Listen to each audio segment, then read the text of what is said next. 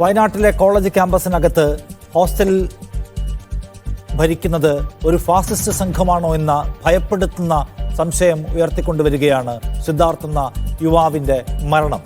3 ദിവസം തടഞ്ഞു വെച്ച് മർദ്ദിച്ച് ഒരാളെ മരണത്തിന് വിട്ടുകൊടുക്കുക എന്ന അങ്ങേയറ്റം നിന്ദ്യവും ക്രൂരവുമായ പ്രവർത്തനത്തിൽ ഏർപ്പെട്ടവരിലുള്ളത് SFIക്കാരാണ്. SFIയുടെ പ്രധാനപ്പെട്ട നേതാക്കളാണ്.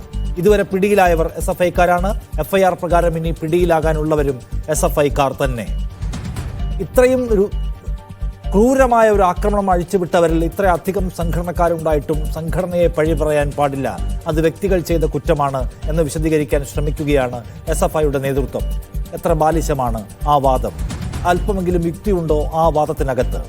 SFIക്ക് സമഗ്രാധിപത്യമുള്ള ക്യാമ്പസുകളിലും ഹോസ്റ്റലുകളിലും അവർ നടത്തുന്നത് ഈ നിലയ്ക്കുള്ള ഫാസിസ്റ്റ് വാഴ്ചയാണോ എന്ന കനപ്പെട്ട ചോദ്യം ആവർത്തിച്ച് ചോദിക്കേണ്ട അവസരങ്ങളിൽ ഒന്നാണ് ഇത്. അതുകൊണ്ട് ഏകാധിപത്യ ക്യാമ്പസുകൾ നമ്മുടെ കലാലയങ്ങൾക്കകത്ത് സൃഷ്ടിക്കുന്ന അന്തരീക്ഷം എന്താണ്? അത് ഫാസിസത്തിൻ്റെതാണോ, അക്രമത്തിൻ്റെതാണോ, അത് കൊലയാളി പടകളെ സൃഷ്ടിക്കലിൻ്റെതാണോ എന്ന വിഷയം സംസാരിക്കേണ്ടതാണ്. ഇന്ന് ഈ വിഷയത്തിൽ നമ്മോടൊപ്പം ഉള്ളത് അഡ്വക്കേറ്റ് ബലദേവ് സച്ചിദാനന്ദൻ, ഇടത് നിരീക്ഷകൻ, മുഹമ്മദ് ഷമാസ് KSUവിൻ്റെ നേതാവ്, ജോർജ് ജോസഫ് റിട്ടയർഡ് SP എന്നിവരാണ്. ഈ വിഷയത്തിൽ ചർച്ചയ്ക്ക് പ്രതിനിധികളെ അയക്കാൻ കഴിയില്ല എന്നാണ് SFI നേതൃത്വം അറിയിച്ചത്. അതുകൊണ്ട് SFIയുടെ പാനലിസ്റ്റിനെ ഈ ചർച്ചയിൽ ഉൾപ്പെടുത്താൻ കഴിഞ്ഞിട്ടില്ല. ആദ്യം ബലദേവ് സച്ചിദാനന്ദൻ, SFIയുടെ സംസ്ഥാന നേതൃത്വവും ഒപ്പം തന്നെ CPIM ലീഡർഷിപ്പുമൊക്കെ ഈ ക്രൂരമായ കൊലപാതകത്തെക്കുറിച്ച് അല്ലെങ്കിൽ ഈ ആക്രമണത്തെക്കുറിച്ച് പറയുന്നത് ഇത് 3-4 ആളുകൾ ചെയ്ത ഒരു സംഗതിയാണ്, ഇതിന് സംഘടനയ്ക്ക് ബന്ധമൊന്നുമില്ല, സംഘടനയെ ഇതിൽ പഴി പറയാൻ പാടില്ല എന്നാണ്. സംഘടനയുടെ ഉത്തരവാദപ്പെട്ട ആളുകൾ നേതൃത്വം കൊടുത്ത, സംഘടനയുടെ ഉത്തരവാദിത്തപ്പെട്ട യൂണിറ്റിലെ ആളുകൾ ആസൂത്രണം ചെയ്ത് നടപ്പിലാക്കിയ ഒരു കിരാത കൃത്യത്തിന് ആ സംഘടനയ്ക്ക് ഉത്തരവാദിത്തമില്ല എന്ന വാദം എത്ര നിലനിൽക്കുന്നതാണ് ശ്രീ ബലദേവ്?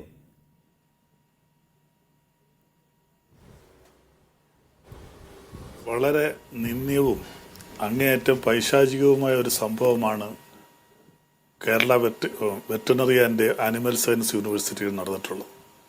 ഇത് നമ്മുടെ പല ക്യാമ്പസുകളിലും ചില വിദ്യാർത്ഥി സംഘടനകൾ ഇങ്ങനെയുള്ള ക്രൂരമായ ചില കാര്യങ്ങൾ ചെയ്യാറുണ്ട്. ഇതിനെയൊന്നും നമുക്കൊരിക്കലും അതിനെ ന്യായീകരിക്കാൻ പറ്റില്ല.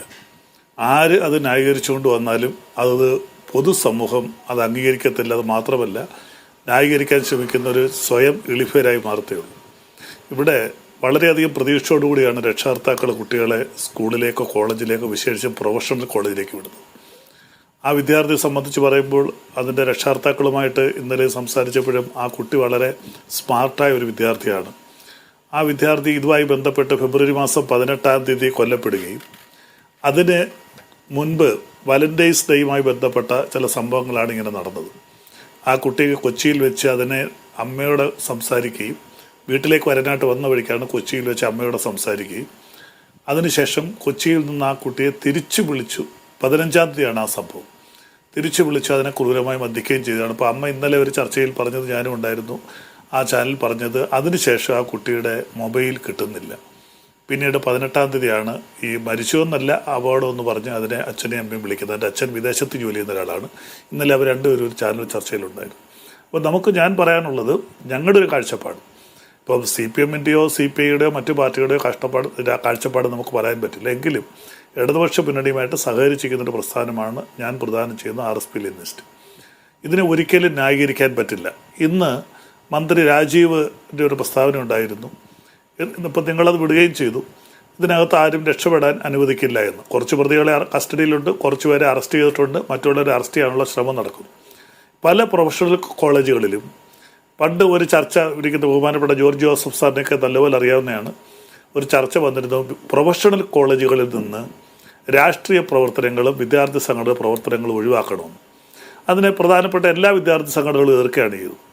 ഞങ്ങൾ അന്നും പറഞ്ഞു, പലപ്പോഴും ഇങ്ങനെ പ്രൊഫഷണൽ കോളേജുകളിൽ ഇങ്ങനെയുള്ള വിദ്യാർത്ഥി പ്രസ്ഥാനങ്ങൾ പലപ്പോഴും അരക്ഷിതാവസ്ഥ സൃഷ്ടിക്കുന്നു, സംഘർഷം സൃഷ്ടിക്കുന്നു. അപ്പോൾ അതിനെ പരിപൂർണമായിട്ട് ഒഴിവാക്കണമെന്നുണ്ടെങ്കിൽ ആ പ്രൊഫഷണൽ കോളേജുകൾ രാഷ്ട്രീയത്തിന് അതീതമായിരിക്കണം. അത് KSU എന്നോ SFI എന്നോ ABVP എന്നോ ഇങ്ങനെയുള്ള സംഘടനകൾ അവിടെ പാടില്ല പ്രൊഫഷണൽ കോളേജുകൾ. ഇത് പ്രൊഫഷണൽ കോളേജുകളിൽ മാത്രമല്ല, താഴെയുള്ള കോളേജുകളിലും ഈ വിദ്യാർത്ഥി സംഘടനകൾ ഉണ്ടാവുകയും അത് നമുക്ക് പറയാൻ കഴിയുന്നതിന് അതീതമായിട്ട് ചിന്തിക്കാനും കഴിയുന്നതിന് അതീതമായിട്ടുള്ള ക്രൂരമായ വിനോദങ്ങളായിട്ട് മാറുന്നു. ഇതൊരു ക്രൂര വിനോദം എന്ന് വേണം പറയാം. കാരണം നമ്മൾ അന്വേഷിച്ചിടത്തോളം ആ കുട്ടിയെ വിവസ്ത്രനാക്കി പരസ്യമായിട്ട് മർദ്ദിച്ചു. ഇതിനകത്ത് ജോർജ് ജോസഫ് സാറിൻ്റെ നിയമപരമായ കാര്യങ്ങൾ പറയുമെങ്കിലും ഞാൻ പറയാം. ആദ്യം ragging act, Kerala prohibition of ragging act വെച്ചാണ് ഇവർ ആദ്യം കേസെടുക്കാൻ ശ്രമിച്ചത്. പിന്നീട് 306 IPC മാറി, അബേറ്റ്മെൻറ്റ് ഓഫ് സൂയിസൈഡാണ്. പക്ഷേ എൻ്റെ ഒരു അഭിപ്രായത്തിൽ ഒരു അഡ്വക്കേറ്റ് എന്നുള്ളതിൽ ക്രിമിനൽ കേസുകളാണ് ഞാൻ കൂടുതൽ കൈകാര്യം ചെയ്യാറുള്ളത്.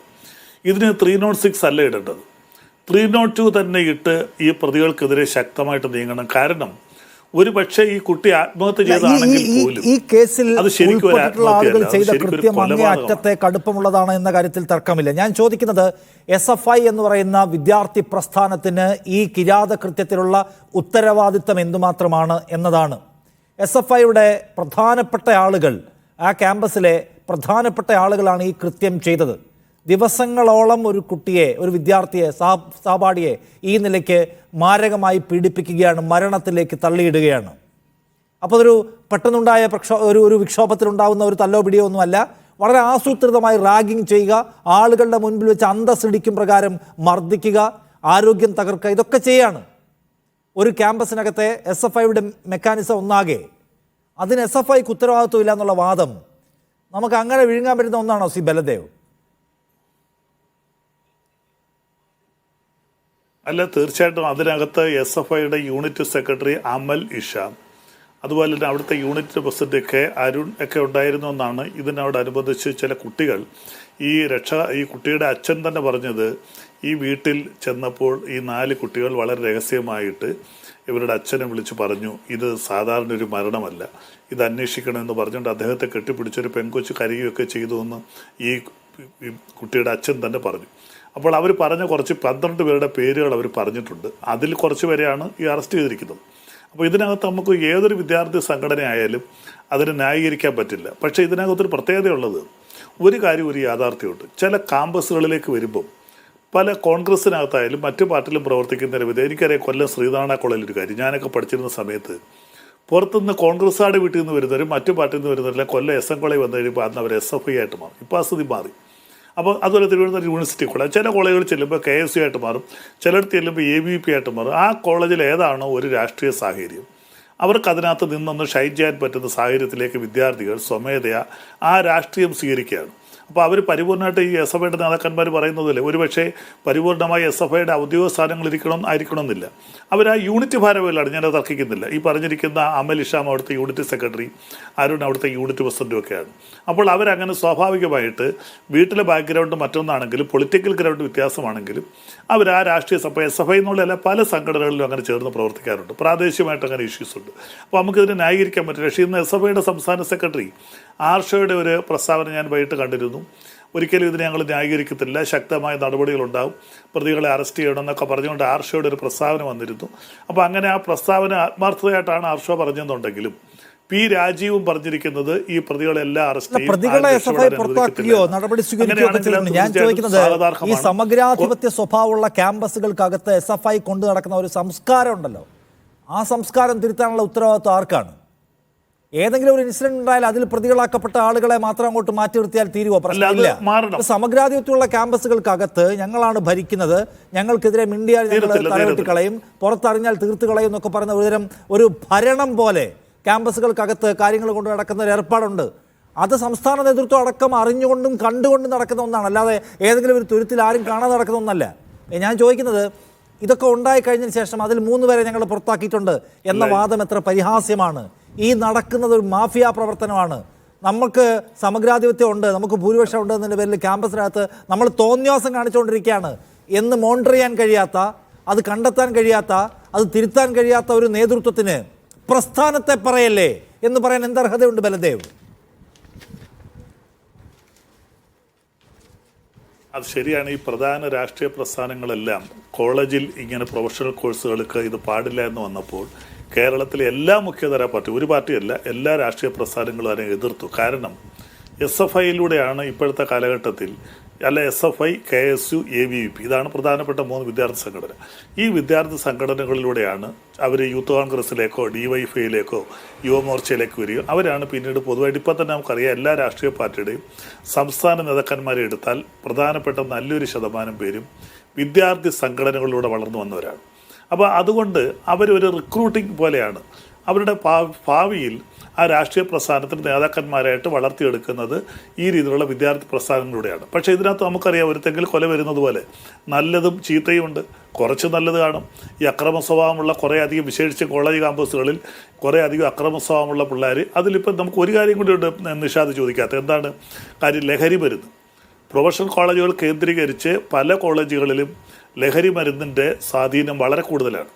പ്രൊഫഷണൽ കോഴ്സിന് പോകുന്ന പല കുട്ടികളും പലപ്പോഴും ഈ ലഹരി മരുന്നിന് അഡിക്റ്റഡായിട്ട് ആ കോഴ്സ് പോലും കംപ്ലീറ്റ് ചെയ്യാതെ തിരികെ പോവുകയും രക്ഷാകർത്താക്കൾക്ക് എന്നേക്കുമായിട്ട് ദുഃഖങ്ങളുണ്ടാകുന്ന സംഭവങ്ങളുണ്ട്. അപ്പോൾ ഇത് ഒരു രാഷ്ട്രീയ പ്രസ്ഥാനത്തിൻ്റെ മാത്രമല്ല, പല പ്രസ്ഥാനങ്ങൾക്ക് ഇങ്ങനെയുണ്ട്. അതിനകത്ത് മേധാവിത്വം ഉണ്ടാകാം. ചില പ്രസ്ഥാനങ്ങൾക്ക് മറ്റുള്ളവരെ അപേക്ഷിച്ച് പ്രാദേശികമായി ചില കോളേജുകളിൽ ചില പ്രസ്ഥാനങ്ങൾക്ക് മേധാവിത്വം ഉണ്ടാകും. അതിനൊന്നും നമുക്ക് അംഗീകരിക്കാൻ പറ്റില്ല. അഥവാ മേധാവിത്വം ഉണ്ടായാൽ പോലും അത് മറ്റുള്ള വിദ്യാർത്ഥികളെ അടിച്ചമർത്താനായിട്ടോ മറ്റുള്ളവരെ ഉപദ്രവിക്കാനായിട്ടോ അതിലേക്ക് റാഗി ചെയ്യാനായിട്ടുള്ള ഒരു നടപടിയായിട്ട് മാറരുത്. അത് തെറ്റാണ്. ഈ വിദ്യാർത്ഥി സിദ്ധാർത്ഥിൻ്റെ മരണം അങ്ങേയറ്റം അപലപനീയമാണ്. ഞങ്ങളുടെ ഒരു കാഴ്ചപ്പാട് ഈ പ്രതികളെ ശക്തമായ നടപടിയെടുക്കുകയും നമ്മൾ ഓരോ ചർച്ചയിലും പറയുന്ന ഒരു കാര്യമുണ്ട് നിഷാദ്, ഇനി ഇത് ആവർത്തിക്കരുത്, ഇനി ഇത് ആവർത്തിക്കരുത്. ഓരോ സംഭവം ഞങ്ങൾ ആരെയും സംരക്ഷിക്കുന്നില്ല, കർശനമായ നടപടി എടുക്കുമെന്നാണ് മുഹമ്മദ് ഷമ്മാസ് KSU നേതാവ്. ഷമ്മാസ്, SFI പറയുന്നത് ഞങ്ങൾ ഇവരെ സംരക്ഷിക്കുന്നില്ല, അവർക്ക് വേണ്ടി ഒരു ഡിഫൻസും ഞങ്ങൾ പറയുന്നില്ല, അവരെ ഞങ്ങൾ നടപടിയെടുത്ത് പുറത്താക്കിയിട്ടുണ്ട്, പോലീസ് അന്വേഷണം ശരിയാവണ്ണം നടക്കട്ടെ, അതുകൊണ്ട് ഞങ്ങൾക്ക് അതൊരു പ്രത്യേക താല്പര്യവുമില്ല എന്നാണ്. പിന്നെ SFIയുടെ ആകെ SFI ആണ് ചെയ്തിട്ടുള്ളത് എന്നതിലേക്ക് SFIയെ ആക്രമിക്കരുത് എന്നാണ് അവരുടെ വാദം. അപ്പോൾ നിങ്ങളുടെ പോയിന്റ് എന്താണ് അതിനകത്ത്?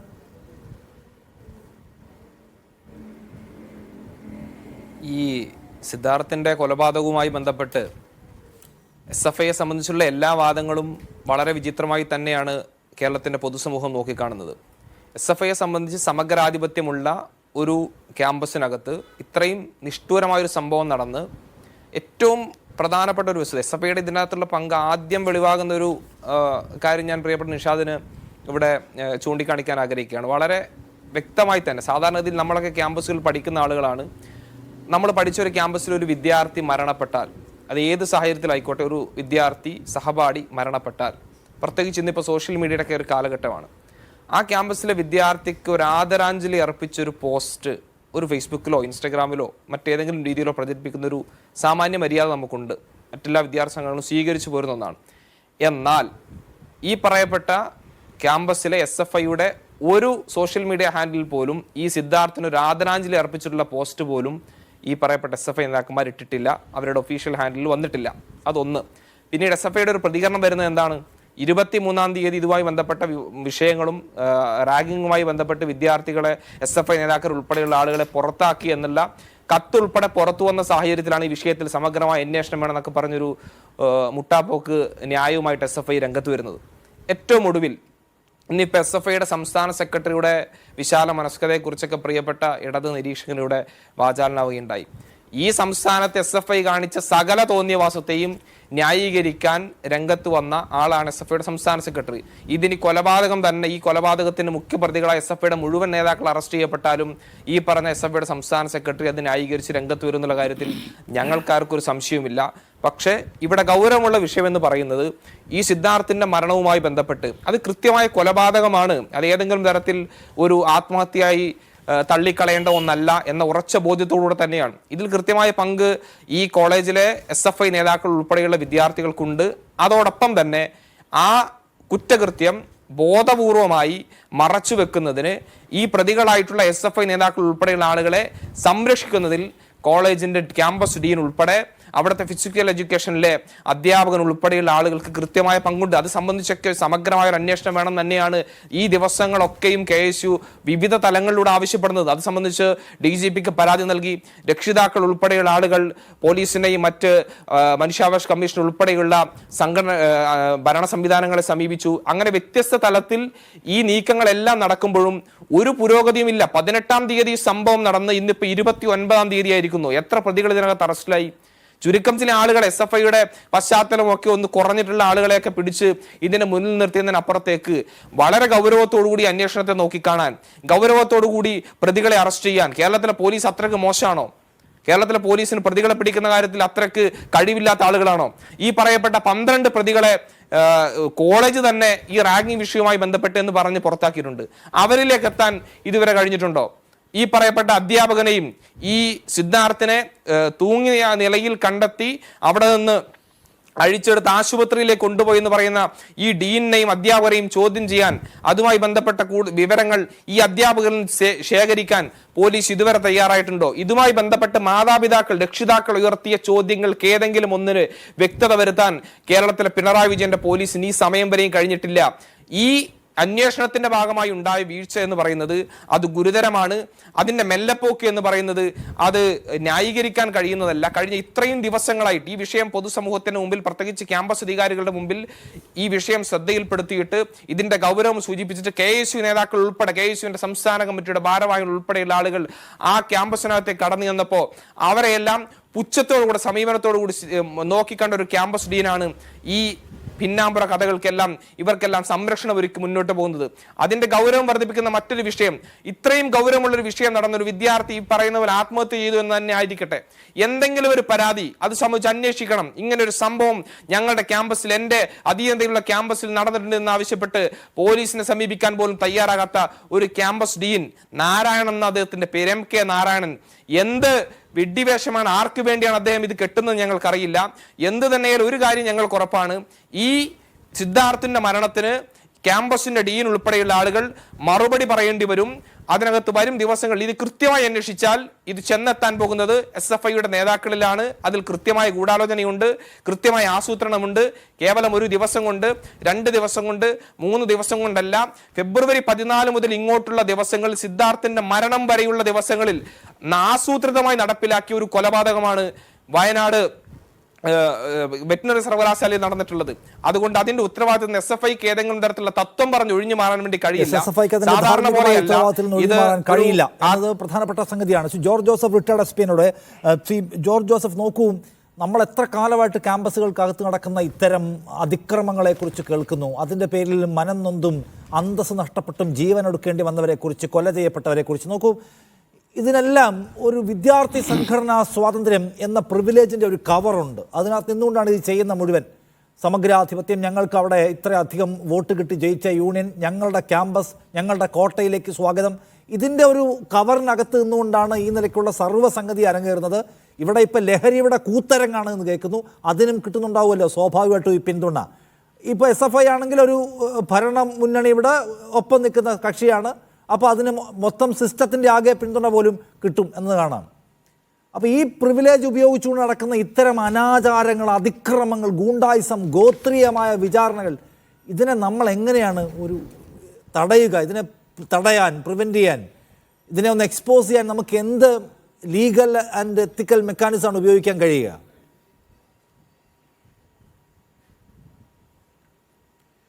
ഇത് തടയാൻ കഴിയില്ല.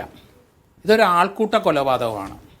പുതിയ CRPC വന്നാലേ ജൂലൈ മൂലം വരുമെന്ന് പറയുന്നു. ആൾക്കൂട്ട കൊലപാതകത്തിന് വധശിക്ഷയാണ് വേണ്ടത്. 20, 21, 22 വയസ്സുള്ള കുട്ടികളാണ് ഈ കൊലപാതകം ചെയ്തത്. തല്ലിക്കൊല്ലുകയായിരുന്നു ചെയ്തത്. ഇത് 3 ദിവസം 4 ദിവസം കൊണ്ട് ആ കുട്ടിയെ തല്ലിക്കൊല്ലുകയായിരുന്നു. അതിൻ്റെ പോസ്റ്റ്മോർട്ടത്തിനകത്ത് അതിൻ്റെ വയറ്റിനകത്ത്, അതിൻ്റെ സ്റ്റൊമക്കിൽ എങ്ങും വെള്ളമില്ല, പട്ടിണിയായിരുന്നു, ഒന്നുമില്ല. എത്ര ക്രൂരമായ കൊലപാതകമാണ് ഈ വിദ്യാഭ്യാസത്തിൻ്റെ മറവിൽ ചെയ്യുന്നത്. കഴിഞ്ഞ 2 തലമുറകൾ നമുക്ക് നഷ്ടപ്പെട്ടു പോയി. ഇപ്പോഴത്തെ കുട്ടികളുടെ അപ്പന്മാരും വളരെ മോശമാണ് പലരും. കാരണം ഈ 2 തലമുറ ക്യാമ്പസിൻ്റെ തലമുറകളാണ്. കേരളത്തിലെ ക്യാമ്പസ് രാഷ്ട്രീയം ഉപേക്ഷിക്കണം, നിരോധിക്കണമെന്നൊക്കെ എത്രയോ നാളുകൊണ്ട് എന്നെ പോലുള്ളവർ പറയുന്നു. എത്ര കുട്ടികളാണ് നമ്മുടെ ക്യാമ്പസിൽ കൊല്ലപ്പെട്ടത്? എറണാകുളത്ത് മഹാരാജാസിൽ എന്താ നടക്കുന്നത്? കേരളത്തിൽ എത്ര കോളേജുകൾ ഇങ്ങനെ നഷ്ടപ്പെട്ട് കൈ പോയതും കാലുപോയതും കണ്ണുപോയവരും മാനസികമായി പീഡിപ്പിച്ചിട്ട് ഭ്രാന്ത് പിടിച്ച് വീട്ടിൽ പഠനം നിർത്തിയിരിക്കുന്നവരും. കേരള യൂണിവേഴ്സിറ്റി കോളേജിലെ കാര്യങ്ങളൊക്കെ നമുക്കറിയാം, എറണാകുളം മഹാരാജാസ് കോളേജിൽ അറിയാം. ഇതിനൊരു അറുതി വരുത്താനായിട്ട് ഇവിടുത്തെ രാഷ്ട്രീയക്കാർക്ക് കഴിയില്ല, സാധിക്കില്ല. ഇത് നമുക്ക് നിരോധിക്കണം ക്യാമ്പസ് രാഷ്ട്രീയം. ഇവിടെ ഓരോരുത്തരും അത് പറഞ്ഞപ്പം ജനാധിപത്യ മൂല്യം ഉണ്ടാക്കാനും ഇവിടുത്തെ രാഷ്ട്രീയ ചിന്ത ഉണ്ടാക്കാനും രാഷ്ട്രീയ വിഭവം ഉണ്ടാക്കാനും എന്നൊക്കെ പറഞ്ഞ് ഓരോ രാഷ്ട്രീയക്കാർ കിടന്ന് പ്രസംഗിക്കുന്നത് ഇതല്ല. നമ്മുടെ കുട്ടികൾ നഷ്ടപ്പെട്ടുകൊണ്ടിരിക്കുകയാണ്. കേരളത്തിൽ നിന്ന് കുട്ടികൾ വളരെയധികം വിദേശത്ത് ഇവരെ പേടിച്ച് പോയിക്കൊണ്ടിരിക്കുകയാണ്. ഇവിടുത്തെ ഒരു 30-40% കോളേജുകളിൽ അഡ്മിഷന് ആളില്ല, കോളേജിൽ ആളില്ലാതെ വന്നിരിക്കുകയാണ്. മാതാപിതാക്കൾ കോളേജിൽ കുട്ടികളെ അയക്കാൻ ഭയമാണ്, തല്ലിക്കൊല്ലും. അവർ വേറൊരു ജീവിയായിട്ട് മാറുകയാണ് കേരളത്തിലെ. ഇതിന് പരിഹാരം തീർച്ചയായിട്ടും ക്യാമ്പസ് രാഷ്ട്രീയം നിരോധിക്കണം. അതിന് ഇവിടുത്തെ ഒരു സർക്കാരോ രാഷ്ട്രീയ പാർട്ടിയോ തയ്യാറാവില്ല. ഞാൻ പറയുന്നത് ഹൈക്കോടതി ഇതിന് മുന്നിട്ട് വരണം. കാരണം ഇത് ഒരു ഫണ്ടമെന്റൽ വയലേഷനാണ്. ക്യാമ്പസ് രാഷ്ട്രീയം ഇല്ലാത്ത സ്ഥലങ്ങളിൽ ജീവിക്കാനുള്ള സംഗതികളൊക്കെ നടക്കുന്നില്ലേ? വലിയ ഗ്യാങ്ങുകൾ ഉണ്ടാക്കുക, ഗ്യാങ് വാറുകൾ ഉണ്ടാവുക. നമ്മൾ ഇവിടെയും പുറത്തുമൊക്കെ എത്രയോ കണ്ടതാണ്. അതിൻ്റെ എത്രയോ അനുഭവങ്ങൾ വേറെ നമ്മുടെ ഇടയിലുണ്ട്. അപ്പോൾ ക്യാമ്പസ് രാഷ്ട്രീയം ഇല്ലാത്ത ഈ കർശനമായി നടത്തുന്ന സ്ഥലങ്ങളിൽ ഉണ്ടാവുന്നില്ല ഇത്തരം ലഹരി എന്ന് പറയുന്ന സംഗതി? ക്യാമ്പസ് രാഷ്ട്രീയം ഇല്ലാത്തടത്തും ഉള്ളിടത്തും എല്ലാം ഉണ്ട്. അതിൻ്റെ പേരിലുള്ള അക്രമങ്ങളും ഒക്കെ. അപ്പോൾ ഈ രാഷ്ട്രീയം നിരോധിച്ചുകൊണ്ട് സാധ്യമാക്കാൻ കഴിയുന്ന ഒന്നാണോ ഇത്? മറിച്ച് രാഷ്ട്രീയത്തിന്റെ പ്രിവിലേജിനെ ദുരുപയോഗം ചെയ്യുന്നതിന് കുറച്ചുകൂടി ആധുനികമായ ഒരു മാർഗം കണ്ടെത്തുകയാണ് നമ്മൾ ചെയ്യേണ്ടത്. ഇല്ല, അതൊന്നും നടക്കാൻ പോകുന്നില്ല ഇവിടെ. കാരണം ഇവിടെ ഇങ്ങനെ കൊലപാതകവും വയലൻസും ക്യാമ്പസിൽ നടത്തുന്നവരെല്ലാം MLA-മാരും മന്ത്രിമാരും ആകുന്നു ചിലർ. അതാണ് ഇവർ നോക്കുന്നത്. നമുക്കിത് നിരോധിച്ചേ പറ്റുള്ളൂ. ഇവിടെ ക്യാമ്പസ് എന്തിനാണ്? വിദ്യാഭ്യാസം, അറിവ്, അതിനല്ലേ. ഭാഷാ സ്വാധീനം, സംസ്കാരമൊക്കെ ഉണ്ടാകാനല്ലേ. ഇവിടെ എന്താണ് ചെയ്തത്? 3 ദിവസമായിട്ട് ആ കൊച്ചിനെ തല്ലിക്കൊല്ലുന്നത് 135ഓളം കുട്ടികൾ കണ്ടുകൊണ്ടിരിക്കുകയാണ്. അവിടെ ഒരു ഡീനുണ്ട്, ഒരു PD ഉണ്ട്, ഓരോ വകുപ്പിനും മേധാവികളുണ്ട്. അവിടെ ഈ ട്രേഡ് യൂണിയൻ പോലെയുള്ള ഓഫീസ് സ്റ്റാഫ് അസോസിയേഷനുണ്ട്. ഒരു മനുഷ്യനെ തല്ലിക്കൊല്ലുന്നത് കണ്ടിട്ട് ഇവരെവിടായിരുന്നു? നമുക്ക് അതിനോടൊന്നും യോജിക്കാൻ പറ്റില്ല. ആ തല്ലിക്കൊല്ലൽ വിറ്റ്നസ് ചെയ്തവരെ പ്രതിയാക്കേണ്ടി വരും. ഇതൊരു മർഡറാണ്. 302 ഇതിൻ്റെ വകുപ്പ്. ആ കുട്ടിയെ കെട്ടിത്തൂക്കിയത് അവശനായി അല്ലെങ്കിൽ പോയ അല്ലെങ്കിൽ ഇയാൾ ഇനി സർവൈവ് ചെയ്യില്ലെന്ന് കണ്ടപ്പം കെട്ടിത്തൂക്കിയത് തന്നെ. കാരണം പോസ്റ്റ്മോർട്ടം റിപ്പോർട്ട് വളരെയധികം അത് ചർച്ച ചെയ്തപ്പോൾ നമുക്കത് മനസ്സിലാവും. ആ കുട്ടിയുടെ കഴുത്തിൽ വീണിരിക്കുന്നത് കയറിട്ട് വലിച്ചതാണ്. ഈ നിവൃത്തിയില്ലാതെ തന്നെ ബാത്റൂമിൽ കെട്ടിത്തൂക്കിയതാണ്. ഇതിനകത്ത് ആരാണ് കേരളത്തിന് മാതൃക കാണിക്കുന്നത്? SFIയിലെ അവിടുത്തെ യൂണിറ്റ് സെക്രട്ടറി, യൂണിറ്റ് പ്രസിഡൻറ്റും അവിടുത്തെ ഒരു കമ്മിറ്റിയിലെ അംഗം 3 പേരുടെ ലീഡർഷിപ്പിലാണ് ഇത് ചെയ്തിരിക്കുന്നത്. ഇവരാരെയാണ് പഠിപ്പിക്കുന്നത്? എനിക്ക് മനസ്സിലാകുന്നില്ല. ഇങ്ങനെ ഒരു ക്യാമ്പസ് രാഷ്ട്രീയത്തിൽ നമുക്ക് നേതാക്കന്മാർ വേണ്ട. നമ്മുടെയൊക്കെ കുട്ടികൾക്ക് മാനസികമായ അവർക്ക് നല്ല ധൈര്യം ഉണ്ടാകണം, അവർക്ക് സംസ്കാരം ഉണ്ടാകണം. ആ രീതിയിലേക്ക് നമ്മൾ കുട്ടിയെ കൊണ്ടുവരണമെങ്കിൽ ഈ ക്യാമ്പസ് രാഷ്ട്രീയം നിർത്തണം. കാരണം ഇപ്പോഴത്തെ തലമുറയുടെ അപ്പന്മാരും ക്യാമ്പസ് രാഷ്ട്രീയത്തിൻ്റെ പ്രോഡക്റ്റാണ്. അതുകൊണ്ടാണ് ഈ രീതി നടക്കുന്നത്. ക്രിമിനലുകളെ സൃഷ്ടിക്കുന്ന +2 വരെയുള്ള സ്ഥലത്ത് ഈ KSU അല്ലെങ്കിൽ SFI അല്ലെങ്കിൽ ABVP ക്രിമിനലുകളെ സൃഷ്ടിച്ച് കോളേജിലേക്ക് വിടുകയാണ്. അവിടെ കൊലപാതകം ഇതിനപ്പുറം ഉണ്ടാവും. ഇത് നിർത്താനായിട്ട് കഴിയില്ല, ഒരു രാഷ്ട്രീയ പാർട്ടിക്കും കഴിയില്ല. കാരണം അവർക്കൊക്കെ വ്യക്തിപരമായ അല്ലെങ്കിൽ പ്രാദേശികമായ ചില നേട്ടങ്ങൾ ഇതിനകത്തുണ്ട്. അതുകൊണ്ട് ഒരു കാരണവശാലും ഇതിനൊരു പരിഹാരം ഇവിടുത്തെ രാഷ്ട്രീയ മേധാവികൾ ഉണ്ടാകില്ല. കഴിഞ്ഞ 40-50 വർഷമായിട്ട് ഞാൻ ഇൻവെസ്റ്റിഗേറ്റ് ചെയ്യുന്നുണ്ടല്ലോ, അതിനകത്ത് നമുക്ക് വലിയ പ്രതീക്ഷ വേണ്ടെന്നാണോ താങ്കൾ പറയുന്നത്? അതിനകത്ത് പോലീസിൽ ഇപ്പം കുറേയധികം ആൾക്കാർ ഈ രാഷ്ട്രീയ ചായ്വുള്ളവരാണ്. അങ്ങനെയുള്ളവർക്കേ ഓരോ ലോക്കലിൽ പോയി ഇരിക്കാൻ പറ്റുള്ളൂ. അപ്പോൾ അവർ ഇങ്ങനെയാണ്. കാരണം 306 അബറ്റ്മെൻറ്റ് കമ്മിറ്റ് സൂസൈഡ് അല്ല ഇതിനകത്ത് വരേണ്ടത്, 302 തന്നെ വരണം. അബറ്റ്മെൻറ്റ് കമ്മിറ്റ് സൂസൈഡ് അവിടുത്തെ ഡീനും അവിടുത്തെ സാറന്മാർ ആരൊക്കെ പ്രസൻ്റ് ഉണ്ടോ അവരെല്ലാം 306 കയറ്റണം. മനുഷ്യനെ തല്ലിക്കൊല്ലുന്നത് കണ്ടുകൊണ്ടിരിക്കുകയാണ്. തല്ലിക്കൊല്ലുന്ന വന്നവരെ നമുക്ക് കൊല്ലാം. അങ്ങനെയാണ് നിയമം പോകുന്നത്. ജീവൻ രക്ഷിക്കാൻ വേണ്ടിയിട്ട് നമുക്കത് ചെയ്യാൻ പറ്റും. എന്താണ് അവിടെ നടന്നത്? ഇവർ എന്തിനാണ് അവിടെ ഡീനായിട്ടും പ്രിൻസിപ്പളായിട്ടൊക്കെ ഓരോരുത്തർ ഇരിക്കുന്നത്? അവർക്ക് കൺട്രോളില്ലേ, രാജിവെച്ച് പോകണം. ഈ ഇവിടുത്തെ വിദ്യാഭ്യാസ മേഖലയിലെ എല്ലാ ഇൻസ്റ്റിറ്റ്യൂഷനിലും ഒരു കൺട്രോളും ആർക്കുമില്ല. ഹോസ്റ്റലുകളിലെല്ലാം പകുതി പേരും ഈ ഗുണ്ടകളായി പ്രഖ്യാപിച്ച 100 കേസിനകത്ത് പ്രതികളായിരിക്കുന്നവരാണ് പല ഹോസ്റ്റലിലും. ഇവിടെ വിദ്യാർത്ഥി യൂണിയൻ്റെ കെയർ ഓഫിൽ ഇവിടെ അഴിഞ്ഞാട്ടവും തല്ലിക്കൊലയാണ് നടക്കുന്നത്. അതിപ്പോൾ തുറന്ന് പറയാതിരിക്കാൻ പറ്റില്ല. നമ്മുടെ കുട്ടികളെ നഷ്ടപ്പെട്ടുകൊണ്ട് ഷമ്മാസ് കെ എസ് യുവിന്റെ നേതാവാണ്. ഷമ്മാസ് നോക്കൂ, ഇത്തരം സംഭവങ്ങൾ ഉണ്ടാകുമ്പോൾ ആളുകൾ വളരെ പെട്ടെന്ന് റിയാക്ട് ചെയ്യുന്നത് ക്യാമ്പസ് രാഷ്ട്രീയമാണ് സകലതിനും കുഴപ്പം. നമുക്ക് 90കളൊക്കെ ഓർമ്മയുണ്ട്, 80കളും 90കളും ക്യാമ്പസുകളിലെ അക്രമങ്ങളുടെ, കൊലപാതകങ്ങളുടെ, രക്തരൂക്ഷിതമായ സംഘടനാ പ്രവർത്തനത്തിൻ്റെ കാലം ഓർമ്മയുണ്ട്. ആ ഓർമ്മയിൽ നിന്ന് ഒരു വിമുക്തി നേടിയ ശേഷം ഇതാ വീണ്ടും ലഹരി മാഫിയ സംഘങ്ങളായ വിദ്യാർത്ഥി സംഘടനാ നേതാക്കൾ, ഏകാധിപത്യത്തിൻ്റെ അധികാര രൂപങ്ങളാകുന്ന വിദ്യാർത്ഥി സംഘടനാ നേതാക്കൾ, അവരുണ്ടാക്കുന്ന അതിക്രമങ്ങൾ, നിയമവിരുദ്ധ പ്രവർത്തനങ്ങൾ, ഇതിൻ്റെയൊക്കെ കഥ ഇപ്പോൾ വാലേ വാലേ കേൾക്കുകയാണ്. അപ്പോൾ ആളുകൾ ഇതാ പറഞ്ഞു തുടങ്ങിയിരിക്കുന്നത് വീണ്ടും ഈ വിദ്യാർത്ഥി രാഷ്ട്രീയമാണ് കുഴപ്പം, ഇത് അവസാനിപ്പിക്കണമെന്ന്. നിങ്ങൾ അതിനെ എങ്ങനെയാണ് നോക്കിക്കാണുന്നത്?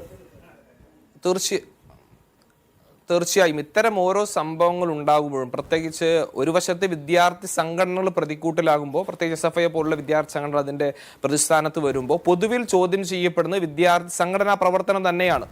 അത് വലിയ തോതിൽ വിമർശനങ്ങൾക്ക് വിധേയമാവുന്നു. ക്യാമ്പസിലെ ഈ എല്ലാ കുഴപ്പങ്ങൾക്കും കാരണം വിദ്യാർത്ഥി സംഘടനകളാണ്, അതിൽ SFI എന്നോ KSU എന്നോ വ്യത്യാസമില്ല എന്നൊക്കെ പറഞ്ഞ് വിദ്യാർത്ഥി സംഘടനാ പ്രവർത്തനത്തെ ആകെ അങ്ങ് അടച്ചാക്ഷേപിക്കുന്ന ഒരു സമീപനവും പൊതുവിൽ നമ്മുടെ സൊസൈറ്റിയിൽ ഉയർന്നു വരുന്നുണ്ട്. അതിൻ്റെ ഒരു വലിയ പ്രയാസം എന്ന് പറയുന്നത്, നമ്മൾ ജിഷ്ണു പ്രണോയുടെ വിഷയം ചർച്ച ചെയ്ത് അന്ന് നമ്മൾ ചർച്ച ചെയ്തത് ക്യാമ്പസുകളിൽ വിദ്യാർത്ഥി സംഘടനകൾ സജീവമല്ലാത്തതുകൊണ്ട് അവിടെ മാനേജ്മെന്റിന്റെ കൈപ്പിടിയിലാണ് ക്യാമ്പസുകൾ, സ്വതന്ത്രമായ ചിന്താഗതികളില്ല, അവർക്ക് പൊതു ഇടങ്ങളിൽ ഉണ്ടാകുന്നില്ല എന്ന രീതിയിലേക്ക് ജിഷ്ണു പ്രണോയ് സംഭവത്തിന്റെ സമയത്ത് നമ്മൾ ചർച്ച ചെയ്തെങ്കിൽ ഇന്നതിൽ നേരെ മറിച്ചുള്ള വാദങ്ങൾ ഉയർന്നു വരുന്നു. ആത്യന്തികമായി ഇതിന്റെ എല്ലാം ഒരു അടിസ്ഥാനം ഈ പറയപ്പെട്ട SFI പോലുള്ള വിദ്യാർത്ഥി സംഘടനകൾ അടിസ്ഥാനപരമായി പുലർത്തേണ്ട മര്യാദകൾ പുലർത്തിയിരുന്നുവെങ്കിൽ, നമ്മളതിൻ്റെ ഉദാഹരണങ്ങൾ ഓരോന്ന് എടുത്തു പരിശോധിച്ചാൽ, SFI ആയിക്കോട്ടെ, KSU ആയിക്കോട്ടെ, ഏത് സംഘടനയാണെങ്കിലും ക്യാമ്പസുകളിൽ വഹിക്കുന്ന ഒരു പങ്കുണ്ട്. അത് ഈ ക്യാമ്പസിലെ പൊതു സമീപനത്തിനോടൊപ്പം നിന്ന് വിദ്യാർത്ഥികളെ രാഷ്ട്രീയ ബോധത്തിൻ്റെയും മറ്റ് ആശയപരമായ പോരാട്ടത്തിൻ്റെയും ഒക്കെ ഭാഗമായി നയിച്ചു മുന്നോട്ട് കൊണ്ടുപോകുക എന്നുള്ളതാണ്. അല്ലാതെ അവിടെ മതത്തിൻ്റെയോ മറ്റേതെങ്കിലും തരത്തിലുള്ള ജാതിയുടെയോ വേർതിരിവിൻ്റെയോ മറ്റ് നേരത്തെ പ്രിയപ്പെട്ട നിഷാദ് ഇവിടെ സൂചിപ്പിച്ചതുപോലെ തന്നെ ഗ്യാങ്ങുകളുടെ, ലഹരി ഗ്യാങ്ങുകളായി മാറുന്ന, വലിയ വിപത്തുകളായി മാറുന്ന രീതിയിലേക്കുള്ള ഗ്യാങ്ങിസം, അങ്ങനെ ക്യാമ്പസുകളെ കാർന്ന് നശിപ്പിക്കുന്ന മതം ഉൾപ്പെടെയുള്ള വികാരങ്ങളെ ഉപയോഗപ്പെടുത്തി മുന്നോട്ട് പോകുന്ന മത താല്പര്യങ്ങൾ സംരക്ഷിക്കുന്ന സംഘടനകൾ ഉൾപ്പെടെയുള്ളവരുടെ കടന്നുവരവിനെയൊക്കെ ചെറുക്കാൻ വിദ്യാർത്ഥി സംഘടനാ പ്രവർത്തനം, വിദ്യാർത്ഥി രാഷ്ട്രീയ പ്രവർത്തനം ക്യാമ്പസുകളിൽ അനിവാര്യമാണ്. അവിടെ ഏതെങ്കിലും തരത്തിൽ ഇത്തരം വിഷയങ്ങൾ ഉണ്ടാകുമ്പോൾ അതിനെ ചോദ്യം ചെയ്യാനും അതിനെ എതിർക്കാനും അതിനെ തുറന്ന് അതിനോട് പോരാടാനുമുള്ള മനസ്സിനപ്പുറത്തേക്ക് ഇതിനെല്ലാം അങ്ങ് അടച്ചാക്ഷേപിക്കുന്ന വിദ്യാർത്ഥി സംഘടനാ പ്രവർത്തനത്തെ അങ്ങ് പാടെ ഇല്ലാതാക്കണം എന്ന സമീപനത്തോട് ഒരിക്കലും യോജിക്കാൻ കഴിയില്ല. പുഴുക്കുത്തുകളുണ്ട്, SFI പോലുള്ള പുഴുക്കുത്തുകൾ ഈ വിദ്യാർത്ഥി സംഘടനാ മേഖലയ്ക്ക് വലിയ അപമാനമായി തന്നെ ഇന്ന് നിലകൊള്ളുന്നുണ്ട്. നമ്മളെ ഒരുപാട് ചർച്ചകൾ വിവിധ ക്യാമ്പസുകൾ കേന്ദ്രീകരിച്ച് നമ്മൾ നടത്തിയിട്ടുണ്ട്. യൂണിവേഴ്സിറ്റി കോളേജ് മുതൽ കേരളത്തിൽ അങ്ങോളം ഇങ്ങോളമുള്ള, ഏറ്റവും ഒടുവിൽ കഴിഞ്ഞ മാസങ്ങളിൽ മഹാരാജാസ് കോളേജിൽ ഉൾപ്പെടെ വിവിധ വിഷയങ്ങൾ ചൂണ്ടിക്കാട്ടി പ്രിയപ്പെട്ട നിഷാദും മീഡിയ വണ്ണിന്റെ ഫ്ലോറിലിരുന്ന് നമ്മളൊക്കെ ചർച്ച ചെയ്തിട്ടുണ്ട്. ആ ചർച്ചയുടെയൊക്കെ പ്രതിസ്ഥാനത്ത് വന്നത്, അവിടെയൊക്കെ ഈ വിഷയങ്ങളുടെ എല്ലാം മുൻപന്തിയിൽ ഉണ്ടായിരുന്നത് SFI എന്ന് പറയുന്ന ഒരു വിദ്യാർത്ഥി സംഘടനയാണ്. അതുകൊണ്ട് ഏറ്റവും ഒടുവിൽ ഇപ്പോൾ പ്രിയപ്പെട്ട സിദ്ധാർത്ഥിന്റെ കൊലപാതകത്തിന്റെ ഉത്തരവാദിത്തത്തിൽ നിന്നും SFI ഒഴിഞ്ഞു മാറാൻ കഴിയുന്നില്ല എന്നുള്ളത് കൊണ്ട് തന്നെയാണ് അവർ ഒഴിഞ്ഞു മാറാനുള്ള ഒരു ഒളിച്ചോട്ടത്തിന്റെ ശ്രമത്തിന്റെ ഭാഗമായിട്ട് കൂടിയാണല്ലോ ഇന്ന് ഈ ചർച്ചയിൽ പോലും പങ്കില്ല. ഈ സിദ്ധാർത്ഥിനെ ആക്രമിക്കാൻ SFIക്കാർ കണ്ടെത്തിയ, അവിടുത്തെ ഉത്തരവാദിത്തപ്പെട്ട നേതാക്കൾ കണ്ടെത്തിയ കാരണം എന്തായിരുന്നു? ഈ വാലന്റൈൻസ് ഡേക്ക് ഒരാളെ പ്രപ്പോസ് ചെയ്തതാണോ ഇവരെ പ്രകോപിപ്പിച്ച ഈ പുരോഗമന ഉദാര വിഭാഗത്തെ? അതാണ് യെസ് അതാണ് ഞാൻ അതിലേക്കാണ് കടന്നു വരുന്നത്. വളരെ വിചിത്രമാണെന്ന്, ഇവരുടെ ന്യായീകരണങ്ങളൊക്കെ വിചിത്രമാണ്. ഞാൻ തുടക്കത്തിൽ സൂചിപ്പിച്ചല്ലോ, ഫെബ്രുവരി 14 വാലന്റൈൻസ് ഡേയുമായി ബന്ധപ്പെട്ട് അത് ഏത് വിദ്യാർത്ഥിയെ സംബന്ധിച്ച് ക്യാമ്പസ് അന്തരീക്ഷത്തിൽ ഏറ്റവും സുന്ദരമായ നിമിഷങ്ങളെല്ലാം ആസ്വദിച്ച് മുന്നോട്ട് പോകുന്ന ഒരു വിദ്യാർത്ഥിയെ സംബന്ധിച്ച് ഒരു പെൺകുട്ടിയെ പ്രപ്പോസ് ചെയ്യുക എന്നുള്ള രീതിയിൽ, അല്ലെങ്കിൽ തങ്ങളുടെ പ്രണയം പങ്കുവെക്കുക എന്ന ആ പുരോഗമന ചിന്താഗതിയുടെ ഭാഗമായി തന്നെ ഇനി സിദ്ധാർത്ഥിന്റെ ഭാഗത്ത് നിന്ന് അങ്ങനെ ഒരു സമീപനം ഉണ്ടായി. അതിനെ ചോദ്യം ചെയ്യാനും അതിനെ കുറ്റവിചാരണ നടത്താനും ഇവിടെ എറണാകുളത്തെ മറൈൻ ഡ്രൈവിലും മറ്റുമൊക്കെ കണ്ട ചുംബന സമരത്തിനെതിരെയുള്ള സമരങ്ങളെ തള്ളിപ്പറഞ്ഞ ആളുകൾ, ഇവിടെ വലിയ വിവാദ വിഷയങ്ങളിൽ വലിയ വീരവാദം മുഴക്കിയിട്ടുള്ള ആളുകൾ, മഹത്തായ സംസ്കാരത്തെക്കുറിച്ചും പുരോഗമന ആശയത്തെക്കുറിച്ചൊക്കെ പ്രസംഗിക്കുന്ന ആളുകളാണ്. സദാചാര ഗുണ്ടകളെ പോലും നാണിപ്പിക്കുന്ന തരത്തിലാണ് SFI ആ ക്യാമ്പസിൽ പ്രവർത്തിച്ചത്. ആ ഹോസ്റ്റലിനകത്ത് നിങ്ങൾ ആലോചിക്കണം, മുമ്പ് നമ്മൾ ഈ പരസ്യ വിചാരണയും കൊലപാതകവും ഒക്കെ കേട്ടിട്ടുള്ളത് കണ്ണൂരിൽ തളിപ്പറമ്പിൽ അരിയിൽ ഷുക്കൂറിന്റെ കൊലപാതകവുമായി ബന്ധപ്പെട്ടാണ്. വയൽ നിരത്തിൽ നിർത്തി പരസ്യ വിചാരണ നടത്തി കൊലപ്പെടുത്തിയ അരിയിൽ ഷുക്കൂറിനെ പോലെ സമാനമായ രീതിയിൽ ഹോസ്റ്റലിലെ 130ഓളം വിദ്യാർത്ഥികളുടെ മുൻപിൽ അവരെ എല്ലാവരുടെ മുമ്പിൽ നഗ്നനായി പ്രദർശിപ്പിച്ച് നിർത്തി ഈ പറയപ്പെട്ട രീതിയിൽ അതിക്രൂരമായി ആക്രമിച്ച് അത് ശാരീരികമായി പരിക്കേൽപ്പിക്കുക എന്ന ഉദ്ദേശം മാത്രമല്ല, മാനസികമായി തന്നെ സിദ്ധാർത്ഥിനെ തളർത്തുക, എല്ലാ തരത്തിലും ആ വിദ്യാർത്ഥി എത്രത്തോളം പ്രതീക്ഷയോട് കൂടിയിട്ടാണ് ആ പ്രിയപ്പെട്ട മാതാവും ആ പ്രിയപ്പെട്ട അച്ഛനും സിദ്ധാർത്ഥിനെ തൻ്റെ ജോലി പ്രൊഫഷണൽ വിദ്യാഭ്യാസം പൂർത്തീകരിച്ച ആ കുടുംബത്തിനൊരു കൈത്താങ്ങ. എത്ര രക്ഷിതാക്കളാണ് അത് സമാനമായ രീതിയിൽ തങ്ങളുടെ മക്കളെ ഈ ഒരു മനോഭാവത്തോടു കൂടി വളരെ പ്രയാസപ്പെട്ട് കഷ്ടപ്പെട്ട് വിദ്യാഭ്യാസത്തിന് വേണ്ടി ക്യാമ്പസുകളിലേക്ക് പറഞ്ഞയക്കുന്നത്. ആ വിദ്യാർത്ഥികളെല്ലാം ഇവർ ഈ തോന്നിവാസത്തിന്റെ പേരിൽ അടിച്ചു കൊല്ലാനും കെട്ടിത്തൂക്കാനും തുടങ്ങിയാൽ എന്തായിരിക്കും കേരളത്തിലെ ക്യാമ്പസുകളെ അവസ്ഥ? ആ ഉത്തരവാദിത്തത്തിൽ നിന്നാണോ SFI ഒളിച്ചോടാൻ ശ്രമിക്കുന്നത്? ആ ചർച്ചകളിൽ നിന്നാണോ SFI ഒളിച്ചോടാൻ ശ്രമിക്കുന്നത്? ഇതിന് മറുപടി പറയാതെ SFIക്ക് മുന്നോട്ട് പോകാൻ കഴിയുമെന്നാണോ SFIയുടെ നിലവിലെ സംസ്ഥാന സെക്രട്ടറി PM മാർഷോ ഉൾപ്പെടെയുള്ള ആളുകൾ കരുതി മുന്നോട്ട് പോകുന്നത്? അതുകൊണ്ട് ഈ സംഭവങ്ങളെയെല്ലാം ഏതെങ്കിലും തരത്തിൽ ന്യായീകരിച്ച് മുന്നോട്ട് പോകുന്നതിനപ്പുറത്തേക്ക് തെറ്റിനെ തിരുത്തി എന്ന് പറഞ്ഞു വരുന്നു. ഇതാ ഞങ്ങൾ പുറത്താക്കി ഒരു സ്റ്റേറ്റ്മെന്റ് സമഗ്രമായ അന്വേഷണം. ബലദേവ് സച്ചിദാനന്ദൻ, SFIയുടെ കാര്യം എടുക്കാം. SFIയുടെ കാര്യത്തിൽ SFIയുടെ പ്രിവിലേജ് എന്താണ്? ഏറ്റവും വലിയ സംഘടനയാണ്. CPIM-നെ പോലൊരു വലിയ സംഘടനയുടെ പിന്തുണയുണ്ട്. ഈ SFI ചെയ്യുന്ന എല്ലാ ക്രിമിനൽ ആക്ടിവിറ്റീസിനും ഒരു പരിധി വിട്ട് അന്വേഷണം പോകാതിരിക്കാൻ സർക്കാരിൻ്റെ സഹായം കിട്ടും പോലെയുള്ള കോൺഫിഡൻസ് അവർക്കുണ്ടോ? എല്ലായിടത്തും സംരക്ഷിക്കപ്പെടുമെന്നുള്ള അമിതാത്മവിശ്വാസം കൂടി ഇത്തരം criminal and drug mafia political ലീഡേഴ്സിന് ക്യാമ്പസുകളിൽ ഉണ്ടായിരിക്കുമോ?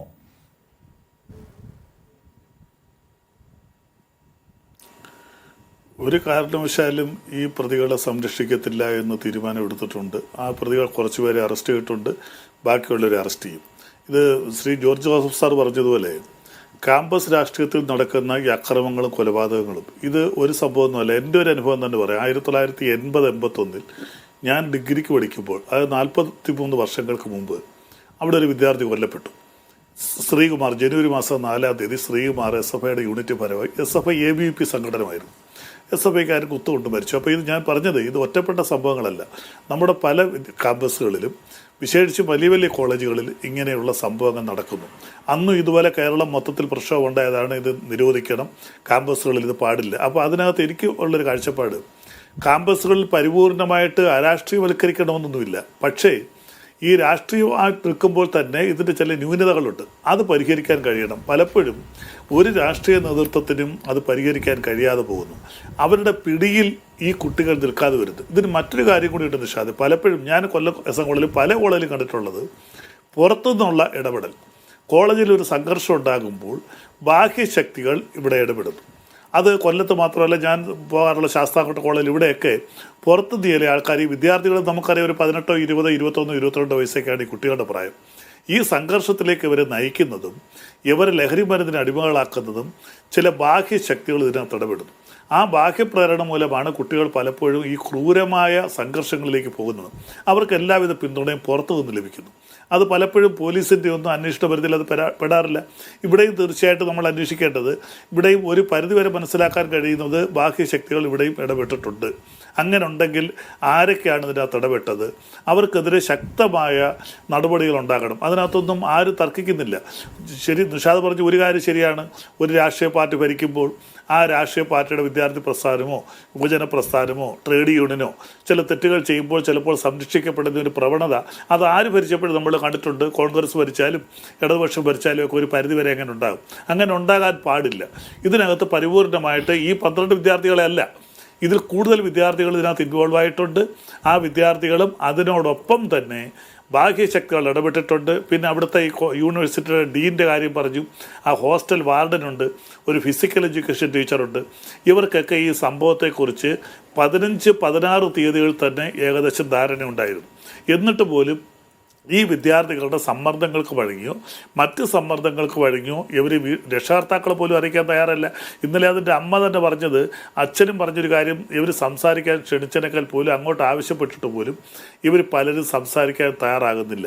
ചില കുട്ടികളെ വിളിച്ചപ്പോൾ അവർ ഫോൺ സ്വിച്ച് ഓഫ് ചെയ്യുന്ന, ഫോൺ എടുക്കുന്നില്ല. ഈ മരിച്ചുപോയ സിദ്ധാർത്ഥിൻ്റെ സുഹൃത്തുക്കളെ വിളിച്ചപ്പോൾ. അപ്പോൾ ഇപ്പോഴും നിരവധി വിദ്യാർത്ഥികൾ ഈ ക്യാമ്പസിൽ ഭയന്ന് ജീവിക്കുന്നുണ്ട്. സത്യം പുറത്തു പറഞ്ഞാൽ അവരും കൂടെ ശിക്ഷിക്കപ്പെടുമോ, ഇത് ആവർത്തിക്കുമെന്നുള്ള. അപ്പോൾ ഇതിനകത്ത് എൻ്റെ ഒരു കണക്കൂട്ടൽ ഇങ്ങനെയുള്ള കാര്യത്തിൽ ഇന്ന് പി രാജീവ് പറഞ്ഞതുപോലെ ഒരിക്കലും CPM നേതൃത്വം പരിപൂർണമായിട്ട് ഈ പ്രതികളെ സംരക്ഷിക്കാൻ നിൽക്കില്ല. കാരണം സംരക്ഷിക്കാൻ നിന്നാൽ അത് രാഷ്ട്രീയപരമായിട്ട് CPM-നെതിരെയുള്ള അല്ലെങ്കിൽ ഇടതുപക്ഷ പ്രസ്ഥാനത്തിനെതിരെയുള്ള ഒരു ചോദ്യചിഹ്നമായിട്ട് അത് മാറും. അതുകൊണ്ട് ഈ പ്രതികളെ സംരക്ഷിക്കാൻ CPM-ഓ അല്ലെങ്കിൽ മറ്റ് SFI എന്ന് പറയുന്ന വിദ്യാർത്ഥി സംഘടനയോ നിൽക്കാനുള്ള സാധ്യതയില്ല. അങ്ങനെ ഉണ്ടാകരുത്. അത് മാത്രമല്ല, ഇവർക്ക് പരിപൂർണമായിട്ട് നീതി ലഭിക്കണം. ഇവിടെ ജോർജ് ജോസഫ് സാർ പറഞ്ഞ പോലെ ഞാൻ തുടക്കത്തിലേ പറഞ്ഞു, ഇതിൽ 306 റാഗിംഗ് ആക്ട് ഒന്നും അല്ല ഇടേണ്ടത്. ഈ കുട്ടിയെ ഒരുപക്ഷെ പകുതി ജീവനോടെ കെട്ടിത്തൂക്കിയതാകാം. ആ പോസ്റ്റ്മോർട്ടം റിപ്പോർട്ട് പരിശോധിച്ചപ്പോഴും. അത് മാത്രമല്ല, ഒരു കുട്ടി ഒരു വ്യക്തി അല്ലെങ്കിൽ ആത്മഹത്യ ചെയ്യുമ്പോൾ ഈ ക്രിമിനോളജിയിൽ പറയുന്ന ചില നിലപാടുകളൊന്നും ഈ സിദ്ധാർത്ഥിനെ സംബന്ധിച്ച് കണ്ടില്ല. കാരണം 18-ാം തീയതിയാണ് ഈ കുട്ടി ഇങ്ങനെ ആത്മഹത്യ ചെയ്യുമ്പോൾ ഇതിനകത്ത് വേറെ ചില സംഭവങ്ങൾ അതിന് മുന്നേ ഉണ്ടാകണം. അപ്പോൾ അതിന് മുന്നോടായിട്ടുള്ള മരണത്തെക്കുറിച്ച് അമിതമായിട്ട് കുട്ടി മരണത്തെക്കുറിച്ച് സംസാരിക്കുക, അതുപോലെ തന്നെ വളരെ പെട്ടെന്ന് ചിലപ്പോൾ വയലൻ്റ് ആകുക, വ്യത്യസ്തമായ മാനസികാവസ്ഥ കാണിക്കുക, ദിനചര്യകൾക്ക് വ്യത്യാസം വരിക, ഇങ്ങനെ കുറേ മാനസിക സംഘർഷങ്ങളിലൂടെ ആയിരിക്കും ഈ കുട്ടി കടന്നു പോകുന്നത്. പക്ഷെ അങ്ങനെയുള്ള പറയത്ത കാര്യങ്ങളൊന്നും അല്ല. സിദ്ധാർത്ഥ ഒറ്റയ്ക്ക് മാറിയിരുന്നു, ആ കുട്ടിക്ക് ആഹാരം പോലും ലഭിച്ചില്ല, വെള്ളം പോലും കുടിക്കാൻ ലഭിച്ചില്ല എന്നൊക്കെയാണ് റിപ്പോർട്ടുകൾ. പിന്നെ ക്രൂരമായ മർദ്ദനത്തിന് വിധേയമായിട്ടുണ്ട്. അപ്പോൾ ജീവനത്തെയാണ് ഒരാളിനെ കെട്ടിത്തൂക്കുന്നതെങ്കിൽ ഒരു ഡോക്ടർക്കും അത് ആത്മഹത്യ അല്ല എന്ന് പറയാൻ പറ്റില്ല. കാരണം ജീവനുള്ള ഒരാളിനെ കെട്ടിത്തൂക്കിയാൽ ആത്മഹത്യയുടെ ലക്ഷണങ്ങൾ കാണിക്കും. അല്ലാതെ സ്വയം അല്ലാതെ ആത്മഹത്യ ചെയ്യുന്നതും അപ്പം നേരെ മറിച്ച് കൊന്നു കെട്ടിത്തൂക്കുകയാണെങ്കിൽ ഈ ആത്മഹത്യയുടെ ലക്ഷണം കാണിക്കത്തില്ല. ഇവിടെ ഈ കുട്ടി ആത്മഹത്യയുടെ ലക്ഷണം കാണിച്ചിട്ടുണ്ട് പോസ്റ്റ്മോർട്ടം റിപ്പോർട്ടിൽ. അപ്പോൾ തീർച്ചയായിട്ടും എൻ്റെ ഒരു ബലമായ സംശയം, ഒരു പക്ഷേ ഈ കുട്ടിയെ ക്രൂരമായി മരിച്ചു എന്ന് വിചാരിച്ചുകൊണ്ടെങ്കിൽ കെട്ടിത്തൂക്കാം, അങ്ങനെയും സംഭവിക്കാം. എന്തായാലും സമഗ്രമായ ഒരു അന്വേഷണം വേണം. നല്ല ഏജൻസി ഇത് അന്വേഷിച്ച് ഇവർക്കെതിരെ പരമാവധി ശിക്ഷ, ആ വിദ്യാർത്ഥികൾ മാത്രമല്ല ഇതിനകത്ത് ബാഹ്യശക്തികളുണ്ടെങ്കിൽ അവർക്കെതിരെ അന്വേഷണം വേണം.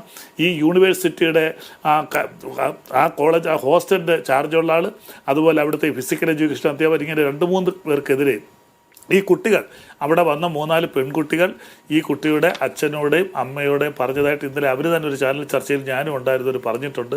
അപ്പോൾ വ്യക്തമായിട്ട് ഇത് അന്വേഷിച്ച് ആ കുട്ടികളുടെ ഭയം മാറ്റിയാൽ അതിനകത്ത് ഏറ്റവും എനിക്ക് അതിശയകരമായിട്ട് തോന്നുന്നത്, ഇതിൽ 4ഓളം കുട്ടികൾ ഈ ഉപദ്രവിച്ചതിനകത്ത് ഈ കുട്ടിയുടെ ക്ലാസ്മേറ്റ്സ് തന്നെ ഉണ്ടായിരുന്നു.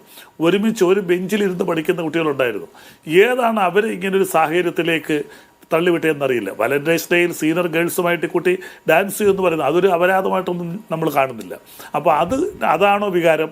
ഇതിൻ്റെ പിന്നിൽ മറ്റെന്തെങ്കിലും കാര്യമുണ്ടോ? അല്ലെ വാലന്റൈൻസ് ഡേയിൽ സീനിയർ ഗേൾസുമായിട്ട് ഡാൻസ് ചെയ്തുകൊണ്ട് മാത്രം ഇത്രയും ക്രൂരമായ ഒരു സാഹചര്യത്തിലേക്ക് പോകണം? അപ്പോൾ അതും ഇതിൻ്റെ പിന്നിൽ എന്തെങ്കിലും കോൺസ്പിറസി ഉണ്ടോ?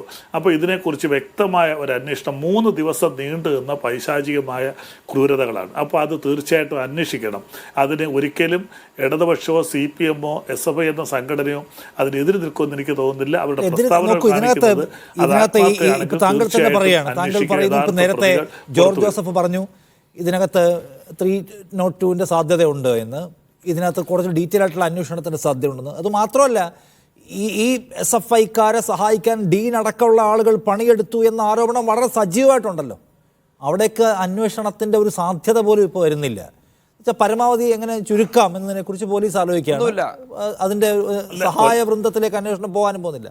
സോ എല്ലാം നീതിയുക്തമായി നടക്കുന്നൊക്കെ നമ്മൾ വിചാരിക്കുന്നതിലും പറയുന്നില്ല. എന്താണ് കഥ ശ്രീ ബലദേവ്? യെസ്, അതെ, അത് നിഷാദ് അതിലേക്ക്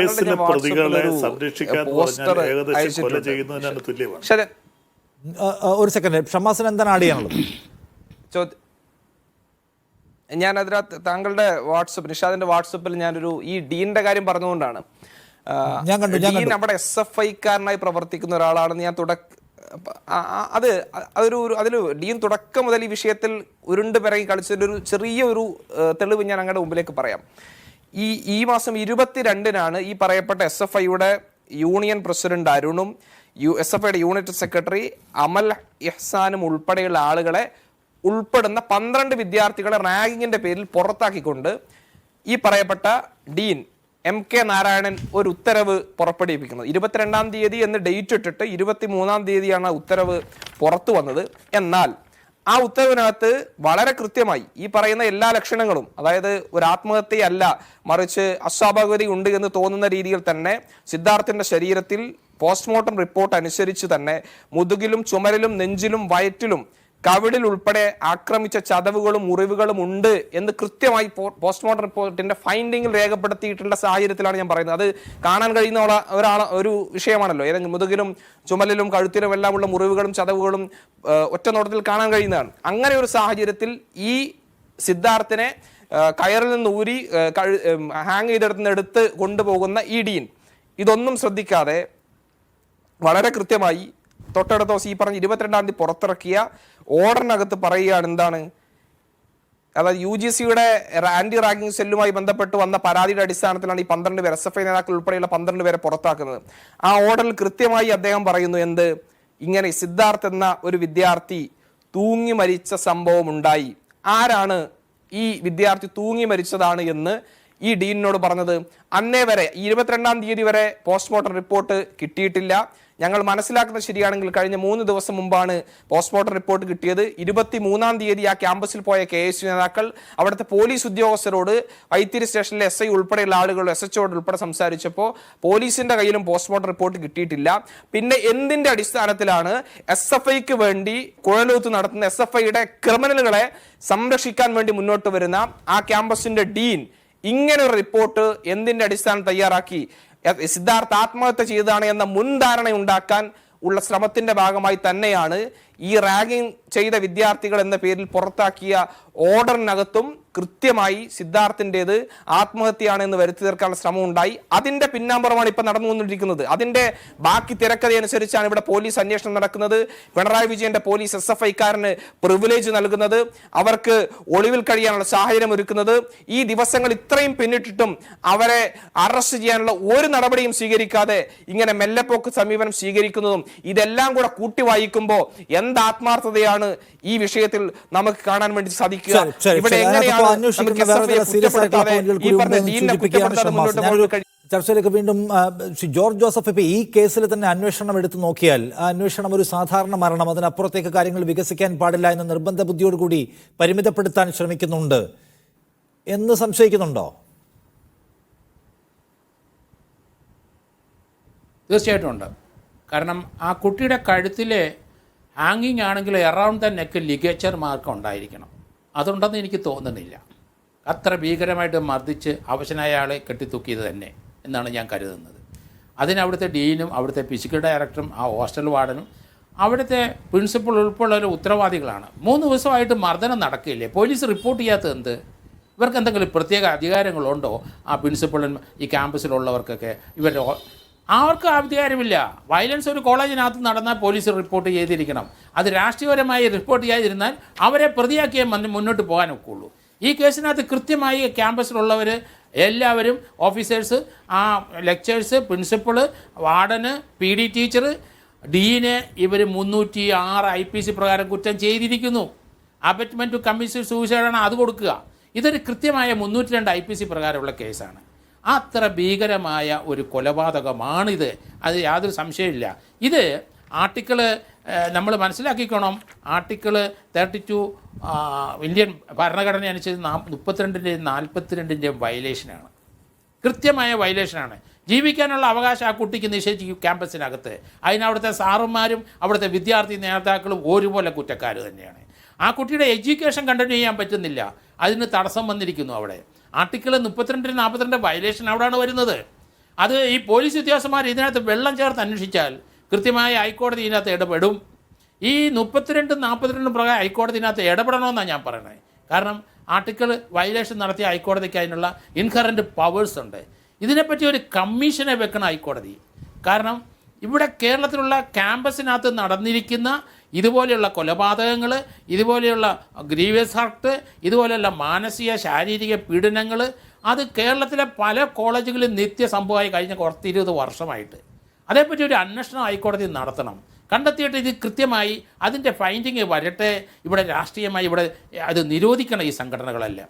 നമ്മുടെ കുട്ടികൾ നൈസർഗികമായ വാസന വളർത്തുന്ന ഈ രീതിയിലല്ല. ഇവിടെ മുദ്രാവാക്യം വിളിച്ചിട്ടോ അങ്ങും അല്ല.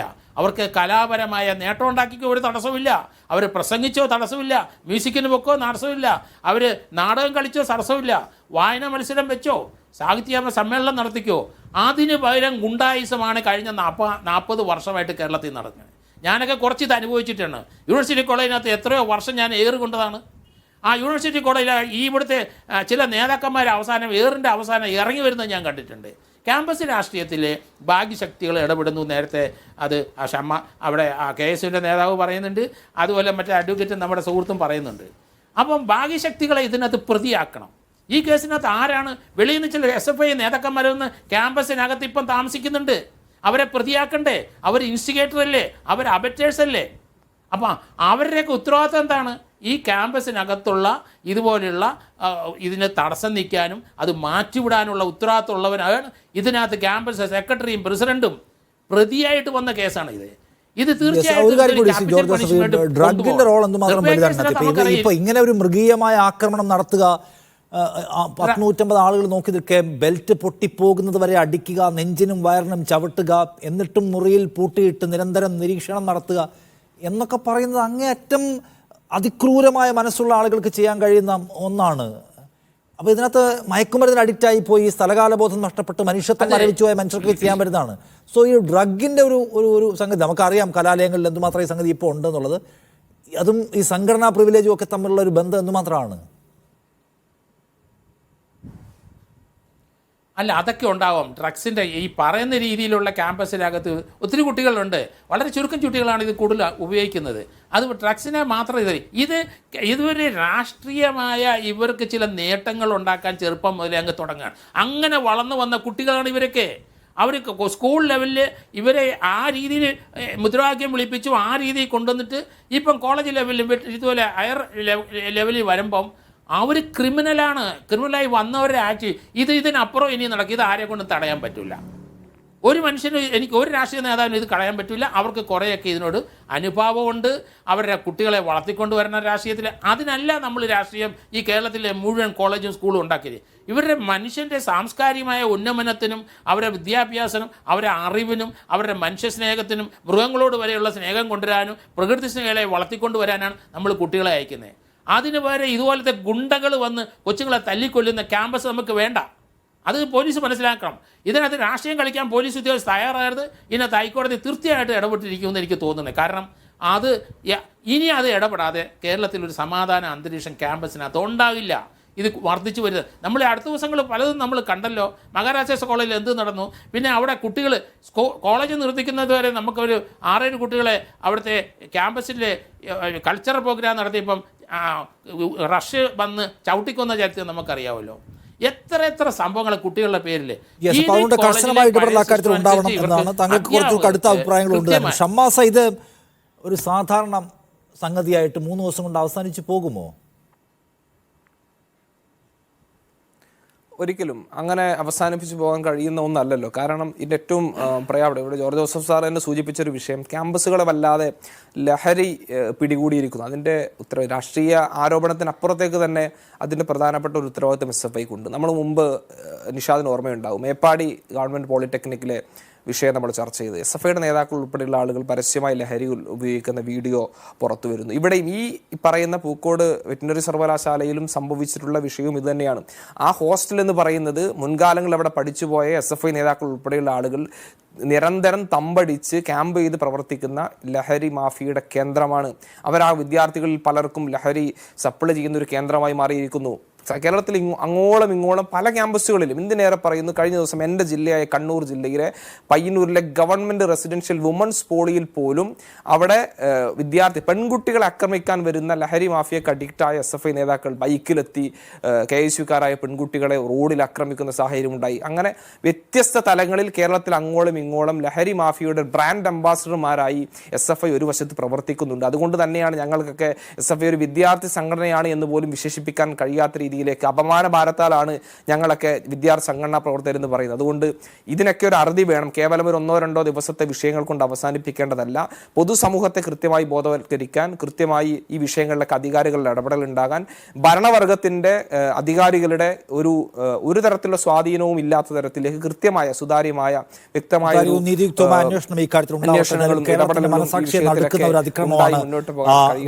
കോളേജിലെ ഹോസ്റ്റലിൽ SFI നേതാക്കൾ ചെയ്തു കൂട്ടിയത്. അതിന് പിന്നിലുണ്ടായിരുന്ന മുഴുവൻ ആളുകൾ അവരെ കൊണ്ട് ഉത്തരം പറയിപ്പിക്കാനുള്ള ബാധ്യത നമ്മുടെ നീതി നിർവഹണ സംവിധാനത്തിന് ഉണ്ട്. ഞാൻ അവസാനിപ്പിക്കുകയാണ്. Thank you Shri Muhammad Shammas, George Joseph, ഒപ്പം തന്നെ ശ്രീ ബലദേവ് ഈ ചർച്ചയിൽ പങ്കെടുത്തതിന്.